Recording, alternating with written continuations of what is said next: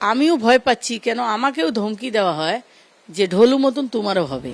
বেলঘরিয়ায় তৃণমূলের শ্রমিক সংগঠনের নেতা গুলিবিদ্ধ হওয়ার পর খুন হয়ে যাওয়ার আশঙ্কা করছেন খোদ কামারহাটের তৃণমূল কাউন্সিলর। আর সেই প্রসঙ্গে বলতে গিয়েই তিনি টেনে আনছেন কামারহাটের ঠিক পাশে পানিহাটি পুরসভার তৃণমূল কাউন্সিলর অনুপম দত্তর খুন হওয়ার প্রসঙ্গ, যাকে 2022-এর 13ই মার্চ রাস্তার ওপরে পয়েন্ট ব্ল্যাঙ্ক রেঞ্জ থেকে গুলি করে খুন করা হয়েছিল, যে ছবি ধরা পড়েছিল সিসি ক্যামেরায়।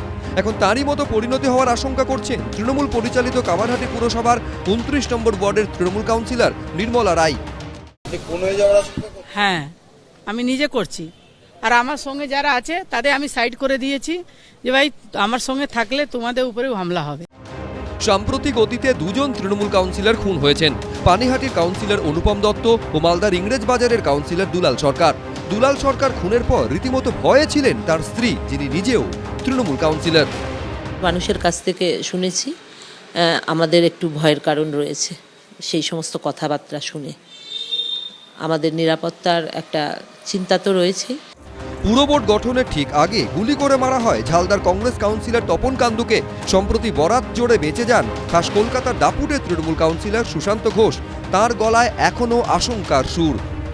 আমার মনে হয় প্রকৃত অপরাধী যাদেরকে ধরা হয়েছে তাদের সঙ্গে আমার কোনো সম্পর্ক ছিল না, তাদের সঙ্গে আমার কি যোগসূত্র, এবং যাদেরকে ধরা হয়েছে তারাই প্রকৃত অপরাধী কি না পিছনে অন্য কোনো মাথা আছে, সেটা এখনো রহস্যের মধ্যে রয়ে গেছে। যারা এই জিনিসটা ঘটাতে চেয়েছিল তারা হয়তো এখন আমার আশেপাশেই ঘুরে বেড়াচ্ছে, আমার মনে হচ্ছে।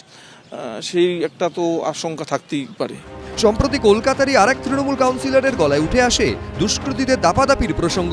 রাতের কলকাতায় 11টার পর আমাদের পার্টি অফিসটা বন্ধ হয়ে গেলে আমরা চলে যাই, লক্ষ্য রাখি, তারপর এখানে বাইরের অনেক সমাজ বিরোধীদের যাতায়াত আছে। নির্মলা রায় থেকে সুশান্ত ঘোষ নির্বিঘ্নে থাকতে পারছেন না শাসক দলের জনপ্রতিনিধিরাই।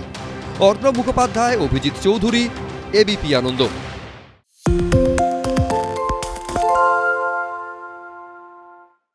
আরে চাটা দে ভাই, আমার একটা চা দেন। কি হলো আমারটা? বাংলা পক্ষপাত চায় না, বাংলা খবর চায়। বাংলা খবর, বাংলার খবর। সত্য অন্তহীন, সত্যের খোঁজও তাই, সত্য সন্ধানে তাই আমরা অক্লান্ত, অকুতভয়। এবিপি আনন্দ নতুন ভাবনার প্রতীক, যা মনে মুক্ত, তথ্যে যুক্ত এবং যাবতীয় সীমানার বাঁধন থেকে মুক্ত। সীমা না শব্দটির মধ্যে লুকিয়ে আছে মানা শব্দটি, যেন চোখ রাঙানি এক অদৃশ্য বেড়াজাল, যা আটকে রাখে আমাদের এক ছোট্ট গণ্ডির মধ্যে। একমাত্র সঠিক খবরই গড়ে তুলবে এক মুক্ত সমাজ। সেই জগৎ গড়ার লক্ষ্যে কোনো সীমানার ঠুকুটি আমরা মানব না। এবিপি আনন্দ এগিয়ে থাকে, এগিয়ে রাখে।